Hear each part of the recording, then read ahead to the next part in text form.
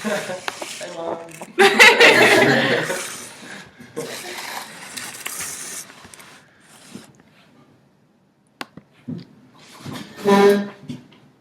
With the Rio Olympics underway, I would like to take this opportunity to commemorate a legendary athlete, Steve Prefontaine. As an athlete myself, I have seen 2 of the Hollywood movies about Steve Prefontaine's life. This sparked my interest and admiration for this runner. It was not until I began to read more tributes to his legacy that I began to fully understand the impact this man had on the athletic community.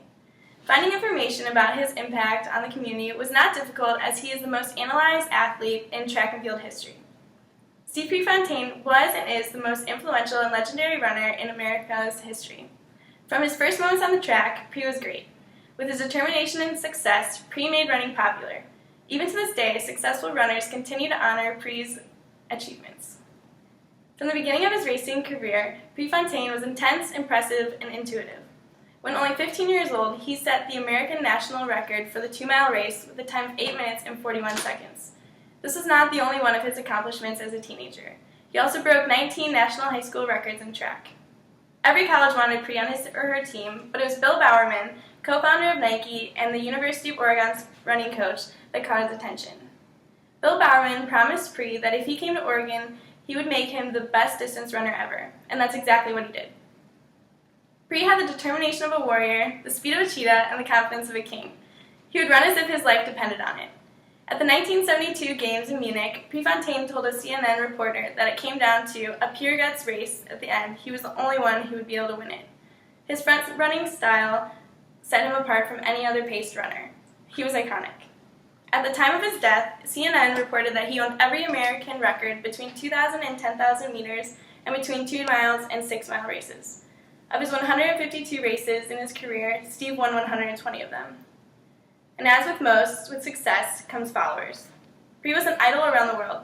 Everyone was inspired by his style because he gave the message that you can give it your all from the beginning to the end and never let up. He would travel the Pacific Northwest for the Nike brand, sharing more tips and encouragement to potential runners, along with their products. He took it upon himself to motivate other runners by sending them shoes and an accompanying letter.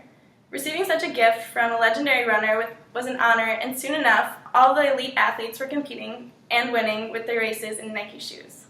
Steve Prefontaine set the 5,000-meter record at the U.S. Olympic trials in 1972.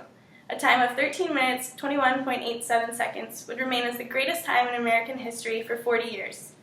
On June 28, 2012, at the United States Olympic Trial Track and Field, at the very same track in Eugene, Oregon, Gallon Rupp would also break the record with a time of 13 minutes, 22 seconds, and 0.6 of a second, which is just 0.2 faster than what Prefontaine had previously raced it. And he told a reporter, "To hear I got the record, that's unreal. Anytime you're mentioned in the same breath as Steve Prefontaine is a huge compliment." This just shows the impact that Steve Prefontaine had on the running community and the honor that they have for him. However, it was not just his athletic capabilities that made him honorable. Successful runners today continue to honor Pre's achievements. As Pre began to compete nationally, he faced the option to either go professional or remain amateur so he could compete in the Olympic Games. The Amateur Athletics Union had wrongfully forced athletes to remain amateur if they had hoped to be contenders for the Olympics. So this meant that they couldn't make money for the competitions, which made it extremely difficult for them to both make a living and train at the same time.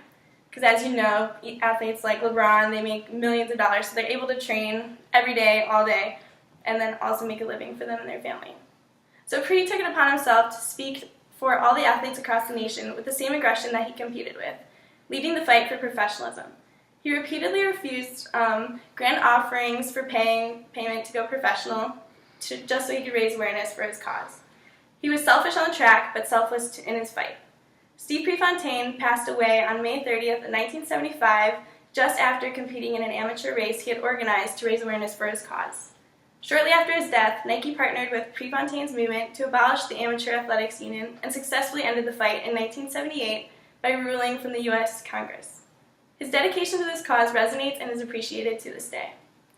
From these brief examples of Steve Prefontaine's greatness, I hope you can now see why his name was gone down in history. From his moments on the track, he was great. Even with his determination and success, Prefontaine made it possible for running to be so popular as it is today, and he has continued to be honored through his achievements. Steve Prefontaine was and is the most influential runner America has ever known, and through such achievements, it seems that the only appropriate way to conclude is with this quote from Steve Prefontaine as he ran alongside high school runners. He encouraged them, and I hope it can encourage you as well. He said, "You've got to have goals, and I suggest you write them down. If you write them down, you own them. Don't waste your time. To give anything less than your best is to sacrifice the gift." Thank you.